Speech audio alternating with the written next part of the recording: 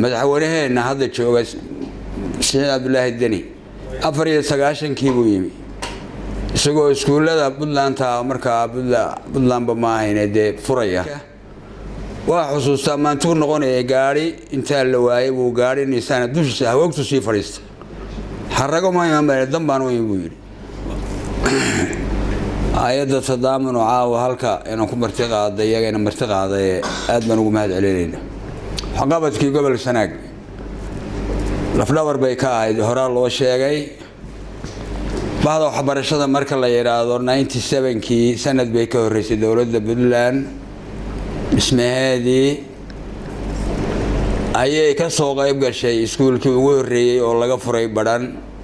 tadlaam waxbay ka furtay xaga waxbarashada intiina gacantayba ku haysay waqtiga waska jiraan de kullu dhilay dhaco duruufuhu ay saamaxay waayeen laakiin inta badan waxbarashada qayb ay ka ahayd waan uga mahad celinaynaa in sababkii ragii iskuulada lagu furay maxaad iyo ka mid ahaa tiimamkiisii waxaana loo badnaa dhalinyarada intay weyday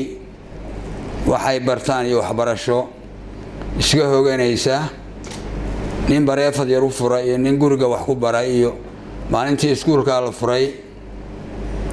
dhamaan waa la soo yaacay waana ragga ummadda hadda wax baratay ayada iyo baa u soo bahay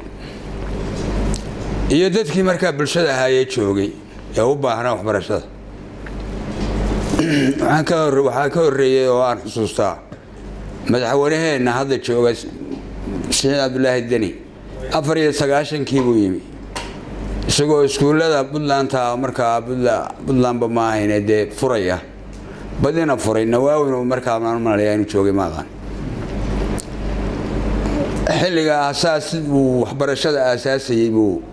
u mareeyay gobolada degmooyinka magaalooyinka waa xusuusta maantuu noqonay gaari inta la waayay buu gaari nisan dushiisa hawogtu sii fariistay xarago ma iman dambaan way buu yiri waa madaxweynaheena hadda jooga aad baan ugu mahad celinayna dadaalka uu ka sameeyay ama dadka bulshada u qabanay waaga neen sababkiina waa nala furay anigu ragii wax ka furay baan ahaa waa nala furay nawaabu markaa haystay oo mamlaka masaaridii horeysana isaga keenay tadaamun markaa waa la shaqaa ayana waa hawsheeda waday dalad bay ahayd markaa dawladda ma jirin waxbarashadu tadaamun aad baan ugu mahad celinaynaa xagga quudinta intaaba qadar kasta ha ahaatee gobol Sanaag kama qatanayn oo inta waxba ku soo libdhayay laakiin dadku mar hadaanay waxba abuuranay sida hadda ay aqoonyahanku ka sheeg waramayeen waa uu iska baahan yihiin halkii bay kugu sugayaan baahidaas waa joogto ayada tadaamu waa soo dhaweynaynaa waana idin mahad celinaynaa waana xusuusanahay waxaana tarteen gobol Sanaag u qabateen dhalinyarada hadda wax baratay iyaguna abaalkooda iyo waxooda waa leeyihiin waalidiintuna waa xusuusantahay waana ogtahay runta cilmi baaris iyo horumarinta